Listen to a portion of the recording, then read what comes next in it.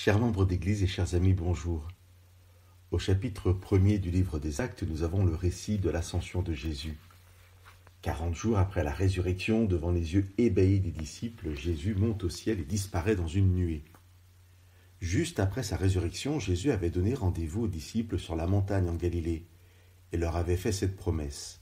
« Je suis avec vous tous les jours jusqu'à la fin du monde. » Je pense que ces quelques semaines passées ensuite avec les disciples avaient été nécessaires pour bien comprendre que ce « je suis avec vous tous les jours » ne ressemblerait en rien aux 3 ans où effectivement Jésus avait été quasiment nuit et jour avec les disciples. Jésus monte au ciel et ses paroles prononcées le jeudi de la Pâque avant son arrestation prennent alors tout leur sens. « Je vous enverrai un autre consolateur, l'Esprit Saint ». Avec le départ du Christ et la venue de l'Esprit Saint, le merveilleux plan du salut continue de s'accomplir. Jésus continue auprès du Père ce ministère de salut commencé à l'incarnation, et l'Esprit Saint, compagnon de Jésus durant l'incarnation, va être ce défenseur ou ce consolateur qui inspirera les disciples, les qualifiera, les consolera.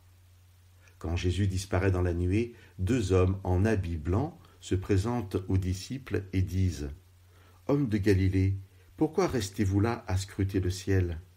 Ce Jésus qui vous a été enlevé au milieu de vous viendra de la même manière que vous l'avez vu aller au ciel. » Le départ de Jésus annonce son retour et de ce fait, si dans le Nouveau Testament, les 4 évangiles nous parlent du ministère de Jésus sur terre, tout le reste du Nouveau Testament annonce son retour.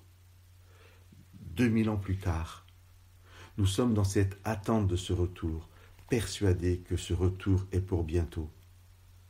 Chers amis, j'aimerais vous laisser aujourd'hui ces paroles prononcées par Jésus le jeudi de la Pâque, que nous puissions vraiment accueillir ces paroles comme la double réalité de voir bientôt Jésus revenir, mais de savoir aussi que chaque jour, il est auprès de nous par son esprit.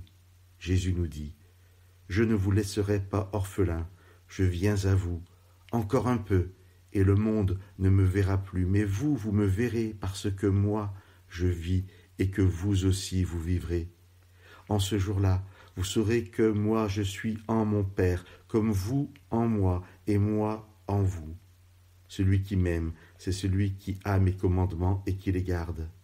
Or, celui qui m'aime sera aimé de mon Père. Moi aussi je l'aimerai et je me manifesterai à lui. Que Dieu vous bénisse.